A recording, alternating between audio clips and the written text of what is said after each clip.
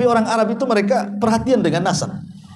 Jadi yang satu dengan bangga nasabnya disebutkan dari bapaknya, kakeknya, buyutnya. Tiba-tiba dia mengatakan kepada kawannya, amma antal fala ummalak. Adapun kamu saya yakin tidak sehebat moyangku, katanya. Lah ketika itu Rasul lewat di situ, melihat ada dua sahabat yang sedang berbangga-bangga dengan nasab, dan itu kan tradisi jahiliyah. Makanya Rasul mengatakan arbaun min umuril jahiliyati la yatrukuhun. Ada 4 perkara termasuk perkara-perkara jahiliyah yang kalian tidak bisa tinggalkan. Salah satunya al-fakhru bil ansab, berbangga dengan nasab. Setelah Nabi SAW mendengar dua orang ini berbangga-bangga dengan nasab keduanya, Rasul kemudian berhenti di antara keduanya, kemudian menceritakan tentang kisah dua orang di zaman Nabi Musa, Bani Israel, di mana dua orang ini tiba-tiba kemudian berbangga dengan nasab yang mengatakan, tahukah kamu siapa saya? Kemudian dia mengatakan, saya anaknya fulan, dan fulan anaknya fulan, dan fulan anaknya fulan, terus sampai 9 kakek buyutnya disebut. Dengan bangganya dia mengatakan bahwa kakek buyutnya orang yang hebat-hebat. Kemudian setelah dia sebutkan 9 kakek buyutnya yang menurut dia adalah mereka orang yang hebat-hebat, dia mulai mencela kawannya dan mengatakan, sebutkan nasabmu, saya yakin nasabmu tidak sehebat aku. Ini kawannya ini orang baik, dia tidak suka berbangga dengan nasab. Tapi karena ditantang seperti itu, dia mulai menyebutkan nasab bapak dan kakeknya. Dia mengatakan, adapun saya, dengan malu-malunya dia mengatakan, adapun saya fulan ibnu fulan ibnu fulan. Tiba-tiba berhenti sampai di sini. Kenapa?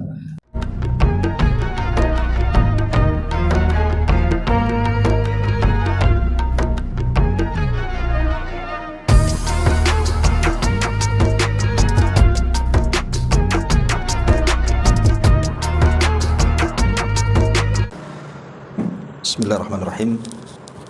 Assalamualaikum warahmatullahi wabarakatuh. Alhamdulillah wassalatu wassalamu ala Rasulillah wa ala alihi wa sahbihi wa mawalah wa la hawla wa la quwata illa billahi wa ba'du. Alhamdulillah, segala puja dan puji hanya milik Allah Jalla fi'ula. Salawat dan juga salam kita hadiahkan kepada Rasul kita Nabi besar Muhammad sallallahu alaihi wa alihi wasallam. Pembahasan di malam hari ini kita akan mengambil beberapa ibrah dan pelajaran dari kisah-kisah yang sahih yang diriwayatkan oleh Nabi sallallahu alaihi wa alihi wasallam. Tidak memperpanjang mukaddimah, yang pertama sebuah kisah yang disebutkan oleh Nabi SAW di dalam Sahih Muslim. Nabi SAW menceritakan tentang umat terdahulu. Tidak diketahui kapan zamannya dan di mana tempatnya, dan itu tidak penting, karena Nabi SAW menceritakan kisah ini supaya diambil manfaat, pelajaran dan ibrah yang terdapat dalam kisah itu. Jadi satu hari ada seorang anak muda yang sedang berjalan di pesawahan. Tiba-tiba kemudian ada suara dari atas langit, di balik awan, dan suara itu mengatakan, iski hadiqata fulan, hujani kebunnya si fulan ibn fulan. Jadi anak muda ini melirik ke kanan, tidak ada orang. Melirik ke kiri, tidak ada orang. Melirik ke belakang juga tidak ada orang, apalagi di depannya. Dia pengen tahu siapa yang mengatakan seperti itu. Rupanya suara itu berasal di balik awan hitam yang sedang berjalan. Di mana di balik awan itu ada suara dan mengatakan, iski hadiqata fulan, hujani kebunnya si fulan. Akhirnya kemudian dia penasaran, dia mengikuti awan hitam yang terus berjalan, diikuti awan itu, sampai pada akhirnya awan itu kemudian berhenti di sebuah ladang. Jadi ada satu petak ladang di situ. Tiba-tiba kemudian dari awan hitam itu turun hujan yang sangat deras. Anehnya hujan itu tidak menghujani ladang di sekitarnya, hanya satu petak ladang itu saja yang dihujani. sampai ketika selesai hujan dan awan pun pergi. Dia ingin menunggu siapa pemilik satu petak ladang itu. Kok bisa terjadi keajaiban seperti itu? Akhirnya setelah lama dia menunggu, datanglah pemilik ladang itu. Kemudian anak muda ini bertanya tentang namanya. Siapa namamu? Apakah engkau pemilik ladang ini? Kemudian orang ini mengatakan, ya, ini ladangku dan namaku Fulan ibnu Fulan. Terperanjat anak muda itu, karena nama itu yang disebut-sebut dari balik awal.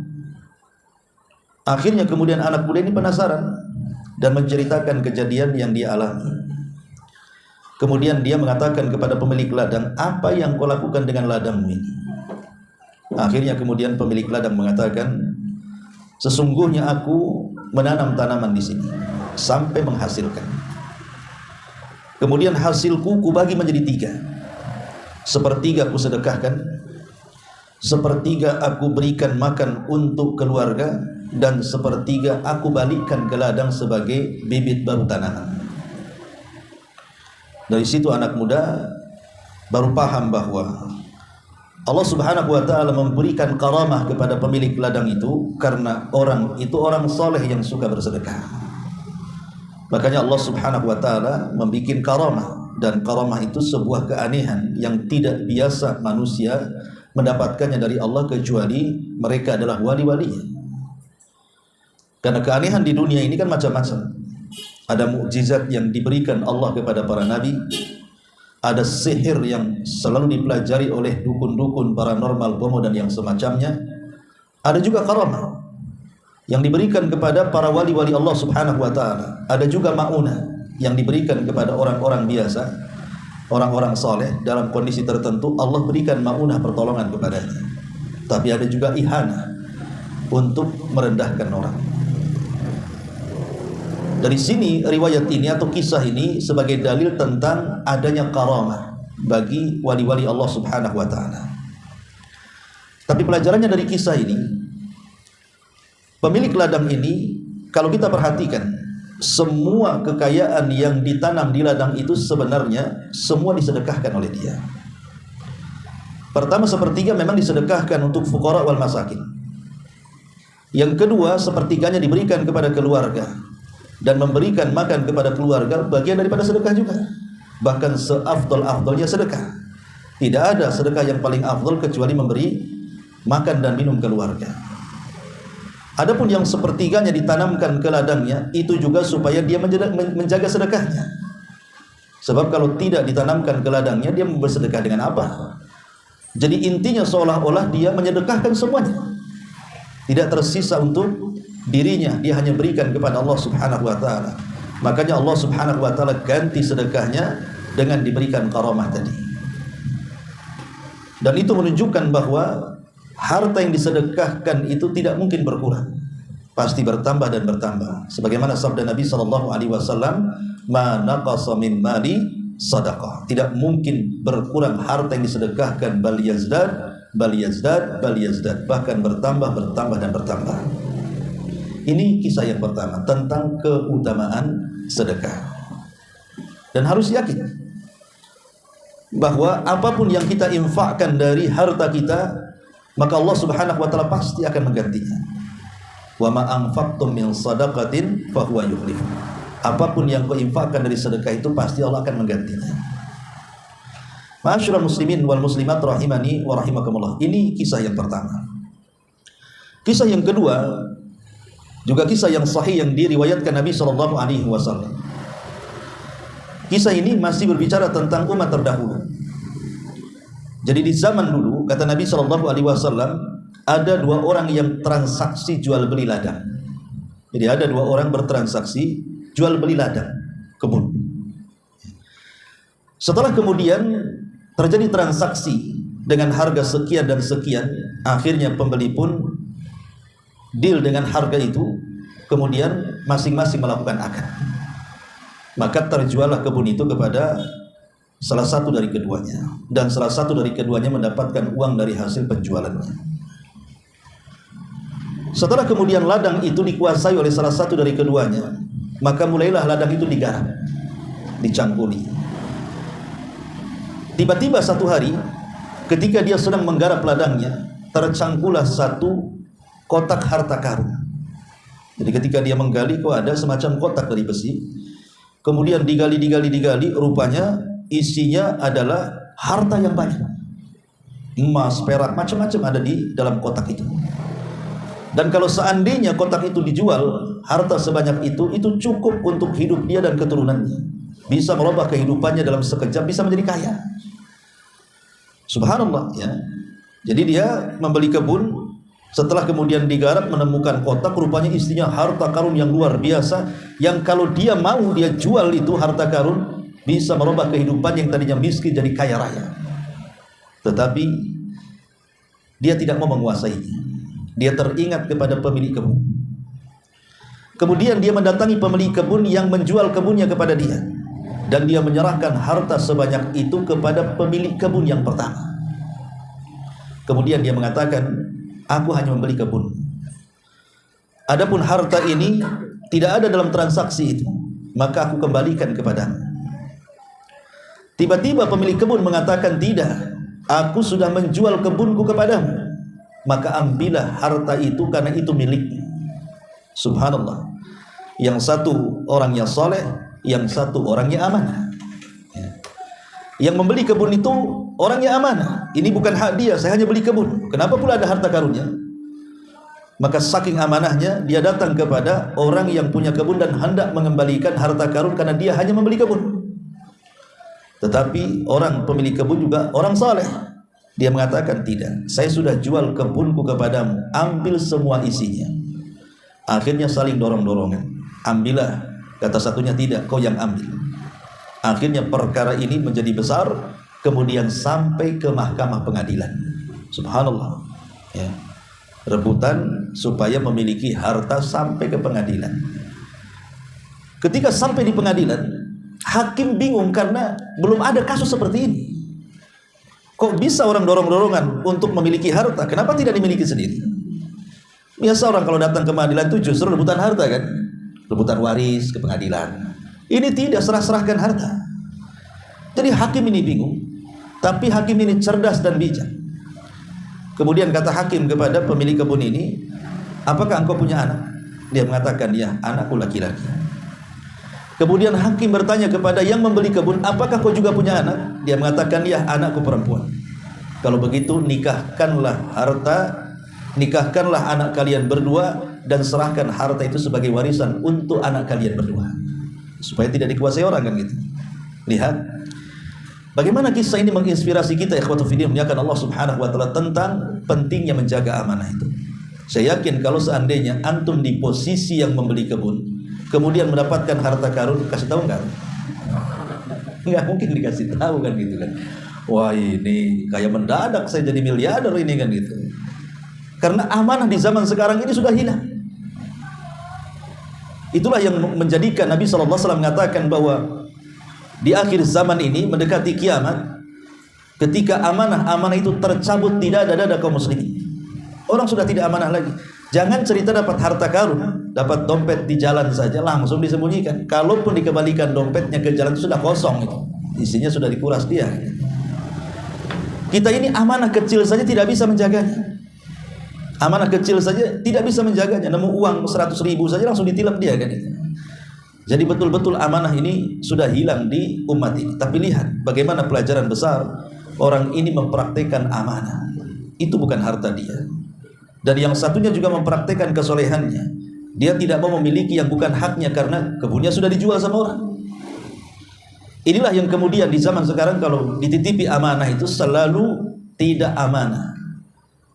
Ini pelajaran yang kedua dari kisah yang kedua. Kisah yang ketiga masih diceritakan oleh Nabi SAW. Satu hari ada dua orang yang sedang bertransaksi hutang piutang, dan dua-duanya orang saleh. Kemudian yang satu mengatakan kepada temannya, bisa nggak kau pinjamkan uang 1.000 dinar? 1.000 dinar banyak, ikhwan. Ya. Kemudian dia mengatakan, aku berjanji akan melunasi sekian hari atau mungkin sekian bulan. Akhirnya kemudian pemilik uang ini mengatakan, ada enggak yang menjamin? Kita kalau hutang kan ada jaminan kan gitu ya. Kamu jual pinjam uang 100 juta, apa jaminan saya? Entah sertifikat rumah kan gitu ya, sertifikat mobil. Pokoknya kalau seandainya dia tidak sanggup bayar kan bisa kita jual rumahnya. Kemudian kita kembalikan, kita ambil pokoknya, kita kembalikan lebihnya. Ya.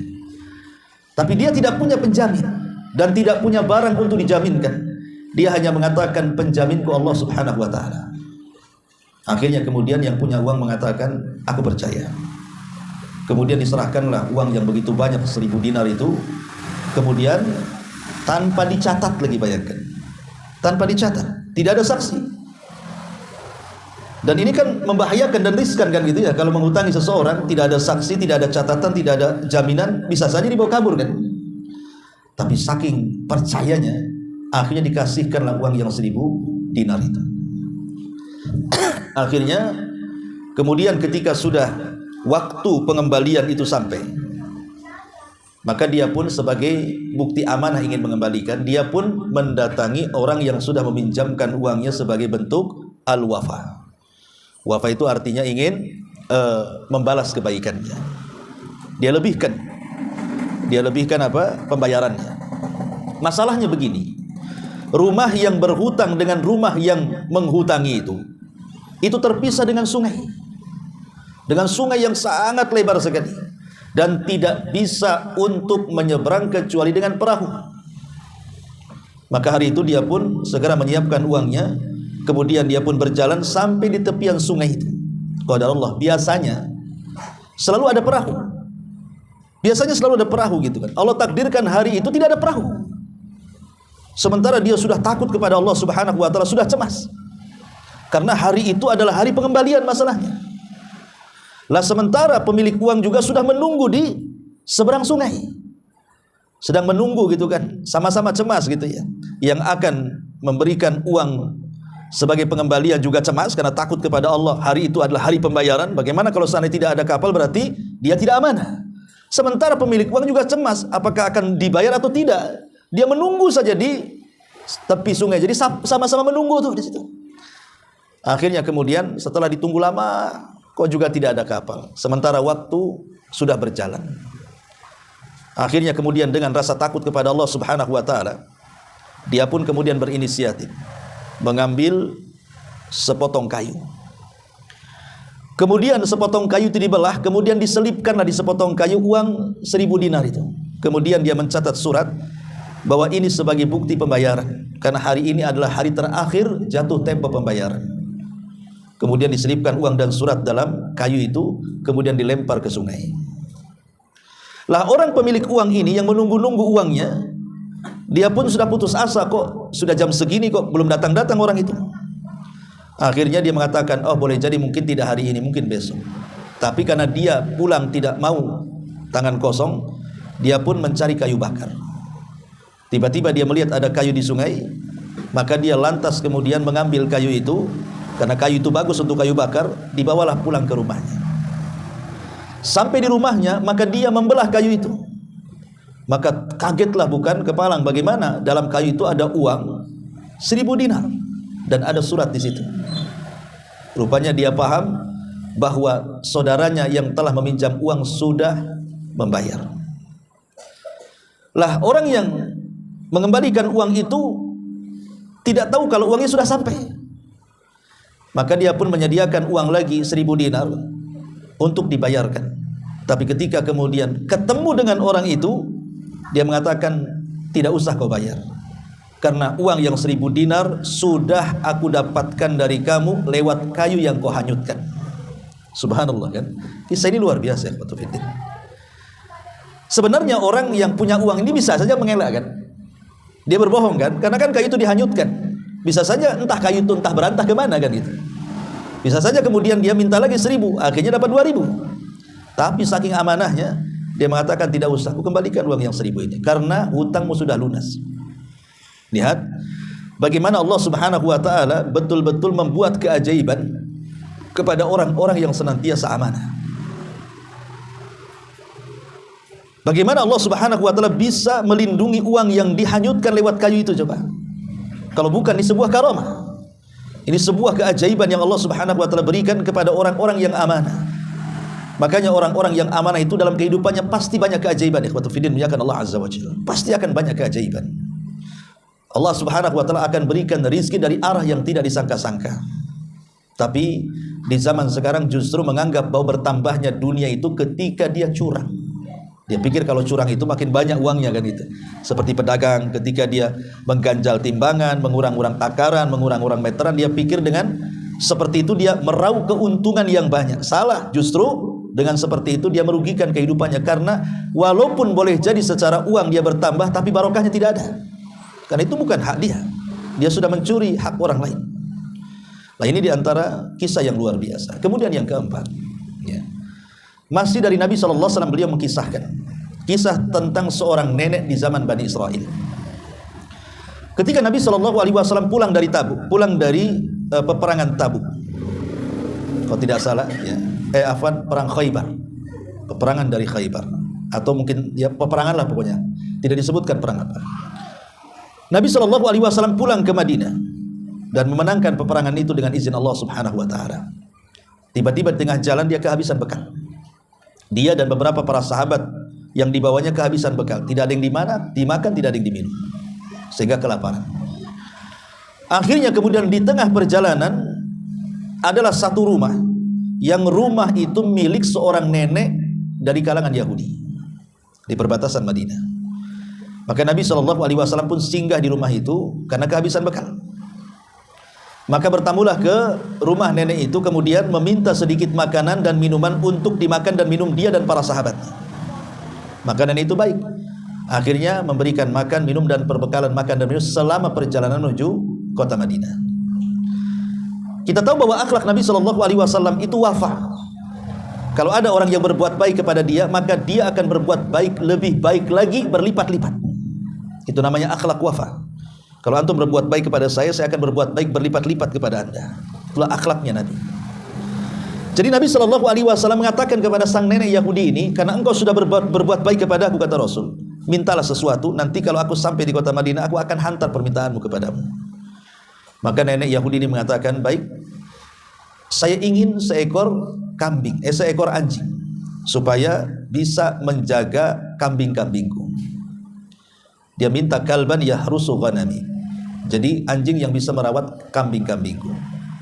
Kata Rasul ada lagi, dia mengatakan, saya minta ibilan arkabu biha, aku minta seekor unta agar aku bisa kemana-mana menungganginya dan aku tidak berjalan dengan kakiku, aku punya kendaraan.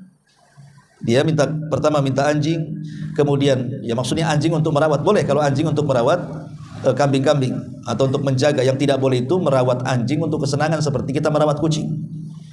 Karena kalau kita merawat anjing seperti merawat kucing, maka setiap hari pahala kita sebesar gunung Uhud hilang.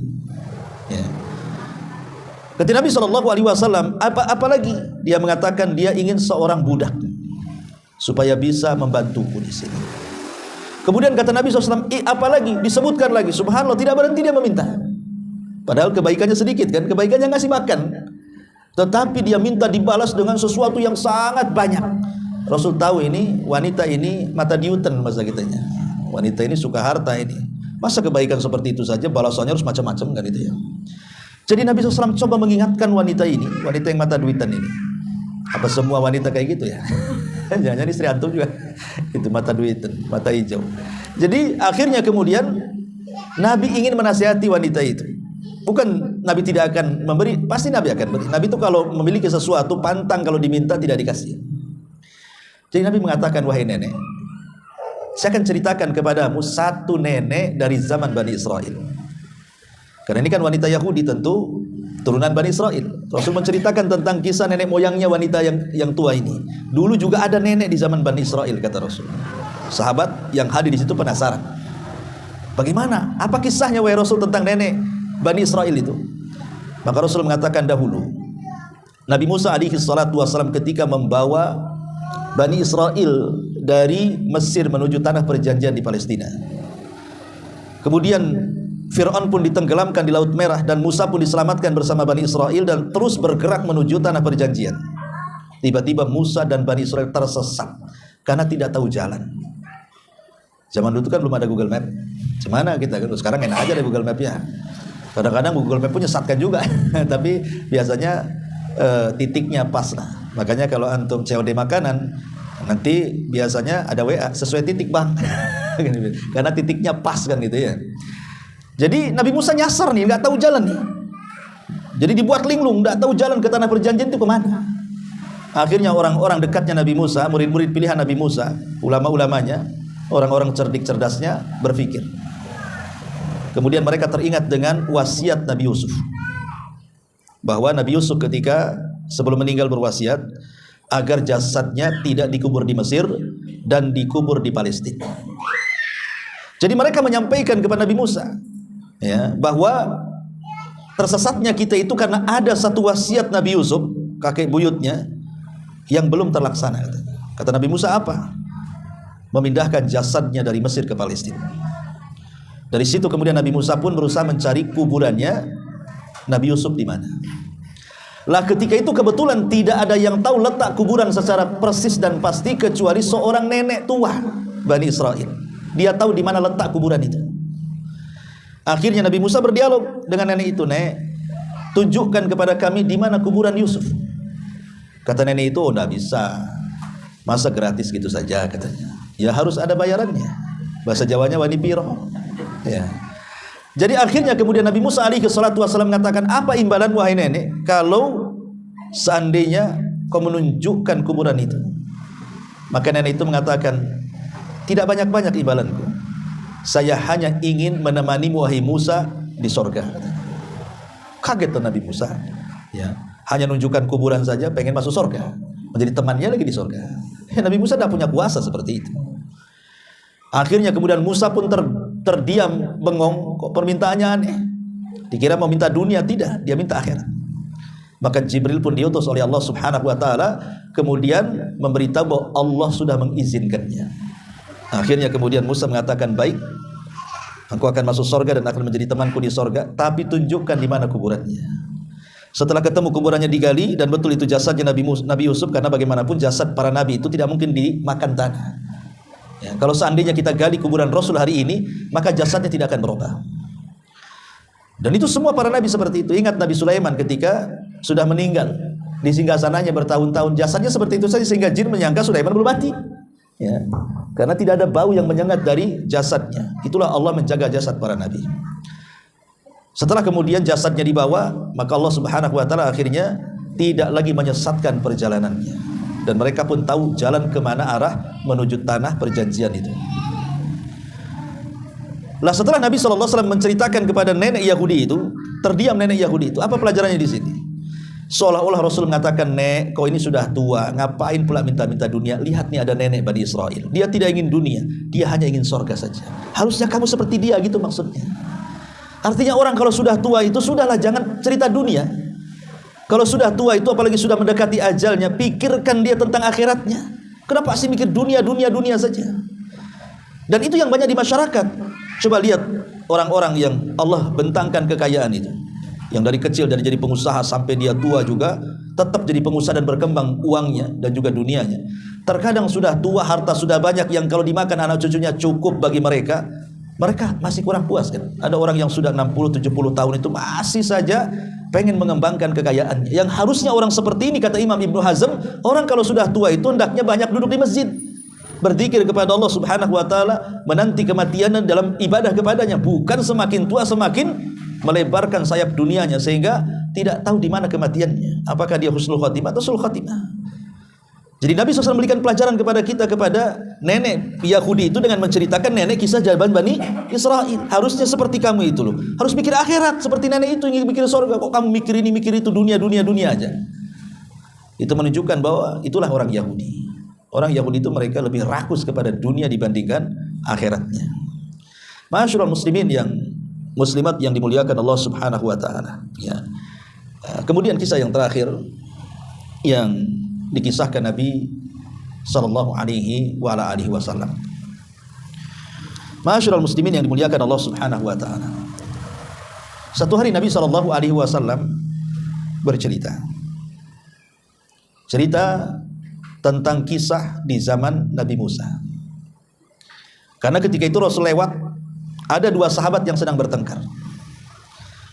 Lah dua sahabat ini sedang bertengkar, rupanya dua-duanya sedang berbicara soal nasab. Yang satu mengatakan, tahukah kamu saya ini turunan siapa? Sebutkanlah bapak nenek moyangnya itu. Saya anak fulan bin fulan bin fulan bin fulan bin fulan, disebutkan. Orang Arab kan hafal nasab. Orang Arab itu kecil-kecil pun sudah tahu dia nama bapaknya, nama kakeknya, nama buyutnya, nama buyut-buyutnya mereka tahu. Walaupun masih kecil-kecil.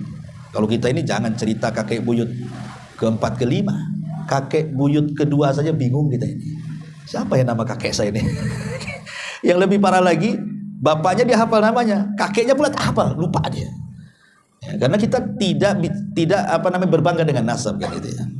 Kecuali orang-orang tertentu lah yang mungkin hidup di keraton-keraton gitu ya, yang di daerah banyak keratonnya, biasanya mereka suka menghafal silsilah biasanya.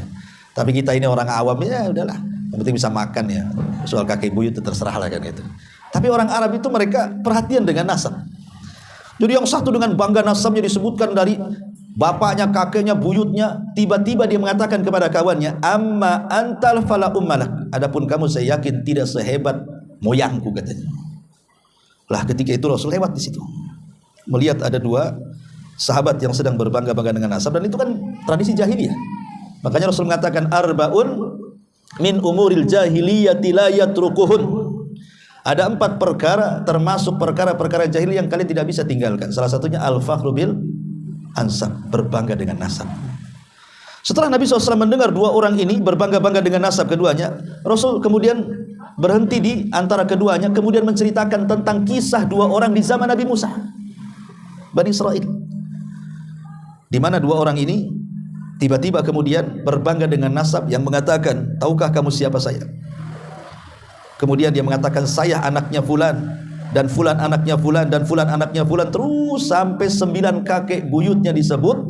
Dengan bangganya dia mengatakan bahwa kakek buyutnya orang yang hebat-hebat. Kemudian setelah dia sebutkan 9 kakek buyutnya yang menurut dia adalah mereka orang yang hebat-hebat, dia mulai mencela kawannya dan mengatakan, sebutkan nasabmu, saya yakin nasabmu tidak sehebat aku. Ini kawannya ini orang baik, dia tidak suka berbangga dengan nasab. Tapi karena ditantang seperti itu, dia mulai menyebutkan nasab bapak dan kakeknya. Dia mengatakan, adapun saya, dengan malu-malunya dia mengatakan, adapun saya fulan ibnu fulan ibnu fulan. Tiba-tiba berhenti sampai di sini. Kenapa? Karena dia tahu kakek buyut yang keempatnya bukan seorang muslim, bukan orang yang beriman, sehingga dia malu menyebutkannya. Akhirnya dia ulang lagi, adapun saya anak fulan ibnu fulan ibnu fulan. Ketika masuk pada kaki yang keempat, ibnul Islam, dia nasabkan kepada Islam ya. Dan berhenti sampai di situ. Maka berakhirlah percakapan keduanya. Allah wafatkan keduanya, kata Rasul. Yang berbangga dengan nasab sampai menyebutkan 9 kakeknya tanpa memperdulikan soal agama. Yang penting mereka orang hebat, pengusaha, pengacara, menteri atau apa gitu ya, dimasukkan oleh Allah ke neraka. Tapi yang satunya ketika menyebutkan nasabnya dan dia benci dengan kakek buyutnya yang kafir, maka Allah masukkan dia ke surga. Lihat, orang ini masuk neraka dan masuk surga gara-gara bicara nasab ya. Maka Rasul menasihati kepada sahabat, jangan kalian seperti mereka, berbangga dengan nasab, yang satu masuk surga, yang satu masuk neraka. Nah, di sini juga ada pelajaran bahwa pentingnya kita ini rendah hati, tidak perlu menyombongkan dengan membanggakan diri dengan kekayaan, dengan nasab, dengan jabatan, karena itu semua tidak berguna di hadapan Allah Subhanahu wa taala. Inilah di antara 5 kisah yang kita rangkum dari hadis-hadis Rasul yang sahih, mudah-mudahan ada manfaatnya. Sampai di sini, subhanallah bihamdika, asyhadu an la ilaha illa anta astaghfiruka wa atubu ilaik. Allahu taala alam. Assalamualaikum warahmatullahi